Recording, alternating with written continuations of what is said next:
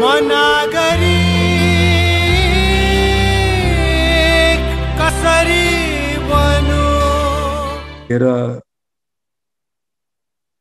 जुन किसिमको एउटा सम्मान भन्छु म I think it is much more than Gorkha दक्षिण बाउ और एनिथिङ किनभने सबभन्दा रेकग्निसन पाउनु गाह्रो भनेको आफ्नै बाउ काका अब उहाँ त मेरो काका भयो so thank you very much Kanchhaba for trusting me always and still keeping trusting me अब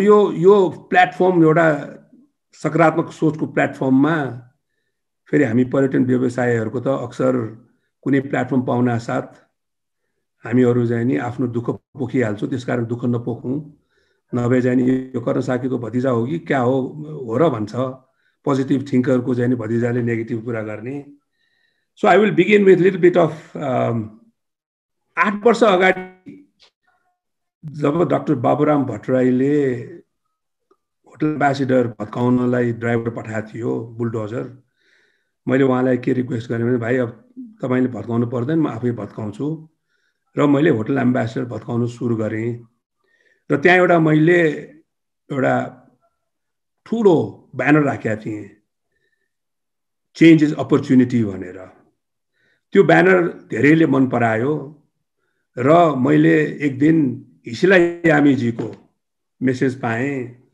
ओहो तपाईहरु त कस्तो पोजिटिभ थिंकर्स यस्तो समयमा पनि तपाईको परिवारमै रहेछ यो पोजिटिभ थिंकिङ अनि मैले उहाँलाई रिप्लाई के दिएँ भने मुटुमाथि ढुङ्गा राखी हाँस्न पर्या छ सो अब मेरो काकाको पोजिटिभ थिंकिङको परिभाषा मलाई थाहा भएन तर आई थिंक मेरो परिभाषा के छ भने पोजिटिभ थिंकिङ भनेको मुटुमाथि ढुङ्गा राखेर हाँस्न पर्ने बेलाले नै पोजिटिभ थिंकिङ चाहिने हो र सायद आज हामी पर्यटन व्यवसायीहरु त्यही स्थितिमा छौं न हाँस्नु न रुनु न बन्द गर्नु न खोल्नु हाम्रो एउटा मात्रै उपाय छ भने मुटुमाथि ढुङ्गा राखी अहिले हाँस्नु परिराखेको छ अब सायद म हुन त आजको टपिक टुरिज्मको एक्सन प्लान भन्ने टपिक छ र मेरो पछि अहिले जुन पर्यटनको एउटा जिम्मेवारी वहन गर्नु भएको अध्यक्षज्यूहरु र पूर्व अध्यक्षज्यूहरु हुनुहुन्छ अच्युत गुरागाईजी उहाँ नाटाको अध्यक्ष हुनुहुन्छ र दीपकजी फर्मर ट्यान प्रेसिडेन्ट हुनुहुन्छ भने हाम्रो विनायकजी अहिले होटल एसोसिएसन सम्हालेर बस्नु भएको छ र आईसी बिहु अल्सो देयर पाटाको त्यसैकारण उहाँले धेरै अहिले एक्सन प्लानहरु बनाइराख्नु भएको छ त्यसैकारण म एक्सन प्लान भन्दा पनि अहिलेको मेन चाहिने के छ भन्ने चीजमै म जान्छु र अहिले त्यो जानुभन्दा पहिला मलाई जहाँसम्म लाग्छ यहाँ धेरै नन टुरिज्म व्यक्तिहरु पनि हुनुहुन्छ त्यसैकारण अलिकति यो पेन्डेमिक प्रो पेन्डेमिक र आफ्टर पेन्डेमिक के छ अलिकति म स्ट्याटिस्टिक्स दिन चाहन्छु 2019 मा पेन्डेमिक हुनुभन्दा पहिला नेपालमा 12 लाख पर्यटकहरु भित्रेका थिए र त्यति बेला नै हामी होटलवालाहरु निकै नर्भस स्टेटमा थिए कारण के थियो भने जुन 2011 को एउटा युफोरिया कि 5 लाख टुरिस्ट सडनली 8 लाख भएपछि यहाँ पर्यटनको र त्यसमा पनि अझ भन्नु पर्दा होटलहरुको निकै एउटा रहर चल्यो र 4-5 हजार त काठमाडौँमा मात्रै होटल थप्दाखेरि हाम्रो एउटा ओभर ग्रोथको एउटा नर्भसनेस पर्यटनमा 2019 मा जब कोरोना नहुँदाखेरि नै भइराखेको थियो र कोरोना भएपछि त अब सबैले थाहा भएकै कुरा गत वर्ष हाम्रो 2020 मा 18-19 मा 12 लाख पर्यटक आएको थियो भने 2020 मा गत वर्ष हाम्रो अराइभल 2 लाख हाराहारी मात्रै थियो भनेपछि करिब 85% हाम्रो पर्यटक घट्यो। खालि 15% मात्रै पर्यटक आउँदाखेरि अब के हालत भयो होला त्यो मैले भनिराख्नु पर्ने थिएन। भनेपछि अब यो के हुन्छ त पर्यटनको हालत? 2 वर्ष त अलमोस्ट गइसक्यो र हाम्रो अब अहिले त साँच्चै भन्ने हो भने यो पेन्डेमिक यस्तो छ कि यसको डक्टरदेखि महाडक्टरले पनि साइन्टिस्टले पनि के हुन्छ भनेर भन्न नसक्ने बेलामा हामीले पनि एउटा गेस्ट वर्कै गर्ने हो र हाम्रो जुन तरिकाबाट गइरहेछ यो इन्टरनेसनली यो पेन्डेमिकको एउटा first wave, second wave, third wave, यो हिसाबले हाम्रो अनुमानमा 2019 को बाउन्स ब्याक हुनको लागि 2025 भनेपछि यो 5 वर्ष हाम्रो सर्भाइभ गर्न पर्ने स्थिति छ। त्यसै कारण सायद रिभाइभल र थ्राइभ को कुरा म मेरो पछिल्लो जुन स्पिकरहरुमा छोड्न चाहन्छु र यो जुन 5 वर्षको अहिले हाम्रो मुख्य एउटा एक्सन प्लान भनेकै मलाई जहाँसम्म लाग्छ सर्भाइभलकै हो। सर्भाइभल एन्ड सर्भाइभल भनेपछि अब हामी सबैलाई थाहा छ यो सर्भाइभलको लागि हामीले ब्याङ्कको मुख ताकेर पनि हुँदैन, हामीले घर धनीहरूको मुख ताकेर पनि भएन कि मेरो कुनै धेरै सानसाना होटलहरू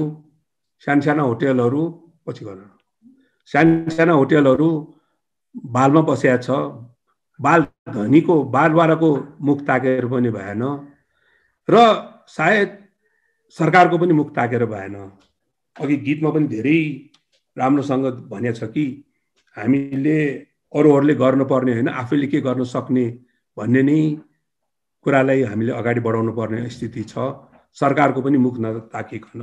त्यसै कारण यो पेन्डेमिकमा सर्भाइभ गर्न बाँच्नको लागि मैले के देख्छु भन्दाखेरि एउटा हाइबरनेसन, सरकारले हामीलाई हाइबरनेट गर्ने अवसर दिन, त्यति मात्रै म रिक्वेस्ट गर्न चाहन्छु। So what is hibernation? नेचरको पनि एउटा ल कस्तो छ भने, अब मेरो काका त conservationist, he knows what I am going to talk about. यो जुन भालुहरू चाहिँ नि 6 महिना विन्टरको टाइममा खान नपाउँदाखेरि उनीहरू सुत्दो रहेछ, किनभने देयर इज नो अप्सन। त्यसमा चाहिँ नि खाने नै नपाउँदाखेरि एउटा के गर्न अवसर, कसरी बाँच्ने भन्दाखेरि हाइबरनेसन। त्यसकारण यो मेरो विचारमा यो सर्भाइभ गर्नको लागि हामीले कसरी सर्भाइभ गर्ने भनेर हार्वर्ड युनिभर्सिटीको प्रोफेसरको भन्दा पनि नेचरको लागि मात्रै हेरे पनि पुग्छ कि यो हाइबरनेसन गर्ने एउटा अवसर दिनुपर्ने अति जरुरी छ।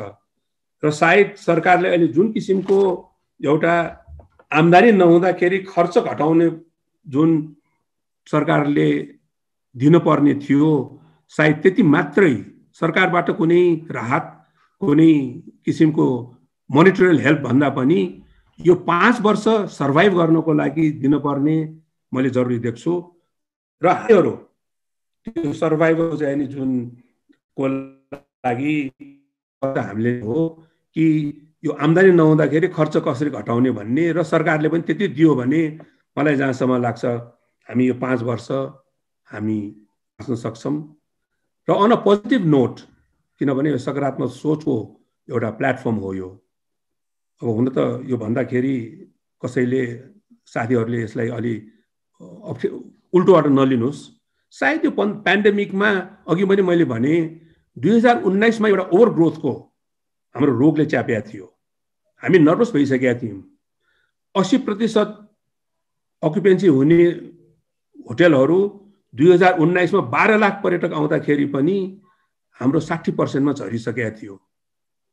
र सायद यो पेन्डेमिकले एउटा के काम गर्यो भने, गुड ब्याड अग्ली आफ्नो ठाउँमा छ, अ नेचुरल एउटा कटिङ डाउन। किनभने रुखहरू बढी भयो भने त्यहाँ के हुन्छ भने त्यो रुख काट्न पर्ने हुन्छ। सायद एउटा पोजिटिभ यसबाट जो 2019 मा खोलौं कि बन्द गरौं भनेर त्यति बेला नै नर्भस भएकाहरू अहिले यही मौकामा बन्द गर्न पर्ने जुन 2006 ताका माओवादीहरूको जुन द्वन्द्वको टाइममा पनि यस्तै भएको थियो र ब्लू स्टार नारायणी शेर्पा वुडल्यान्ड बन्द भएपछि जुन किसिमको होटलहरू 25-30% अकुपेन्सीमा चलेहरू सडनली 50%मा सबै चाहिँ नि एउटा सर्भाइभ गर्ने एउटा अवसर पायो। त्यसै कारण यो पेन्डेमिकले यो गर्ने धेरै एउटा संकेत दिएछ कि those who were struggling, I think it is probably the best opportunity to close down and let the others survive. Again, मैले यो कुरा गर्दाखेरि कसैले यसलाई नेगेटिभ नलियोस्, because change opportunity and Blue Star Narayani शेर्पाको चेन्ज गरेर I think nothing went wrong. They probably मलाई आनन्द तुलाधर जहिले पनि भन्छ that was the best thing I did भनेर। So